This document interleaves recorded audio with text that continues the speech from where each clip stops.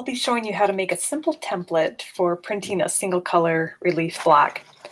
You can use the jig with the registration pins, but if you're printing a single color image like our solar plate, or if you had a linoleum block and you didn't want to worry about having to do real precise registration, you can create a very simple registration jig using a piece of newsprint and using your good printmaking paper as a size comparison.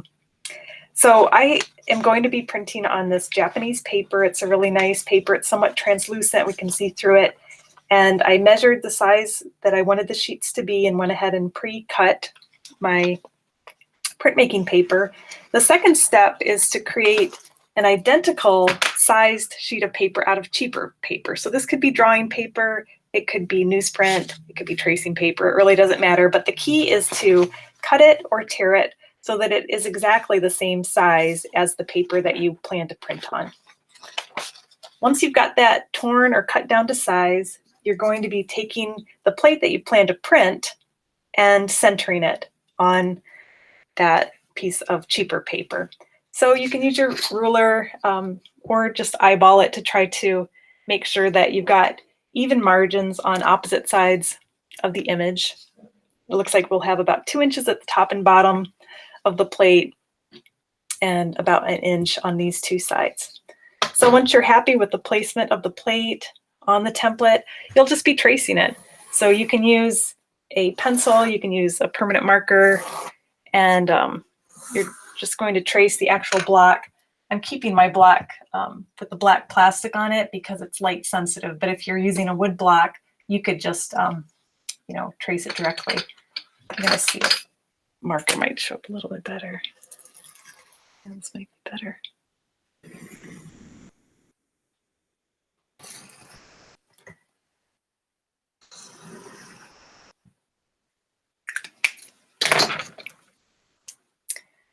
Okay, and then the only other thing you need to do is cover that now. If you don't want to be having to remake this template when ink gets on it, you're going to cover it with a flexible piece of Mylar acetate. It could be, this is like a kind of flexible piece of vinyl. It might be wet media acetate, I'm not even sure.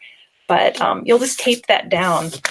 And then when you're ready to ink up your plate, you'll ink it, put it on your registration jig, and then you can attach the paper. So you'd just be using the edge of the template as a guide for where to position the paper, keeping the one edge nice and high, and then just gently lowering it over the paper, and then you would print it with your wooden spoon, if it were a relief block, just as you would if it were in your regular jig.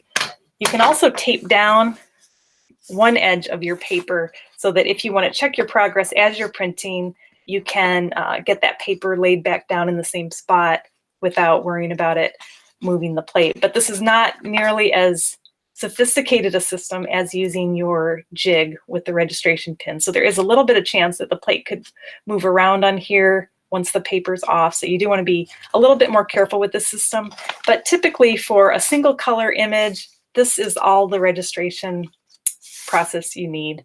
You don't have to worry about hole punching your paper and creating a jig.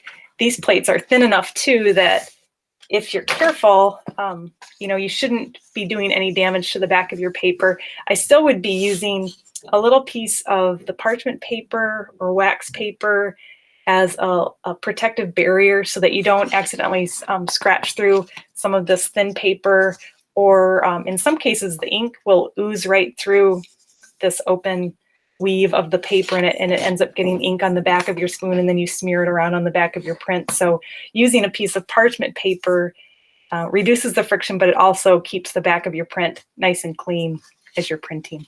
But this is just a nice, simple, quick, easy way to make sure that your print lines up square on your printing paper without having a chance that you double print it or have to reposition it.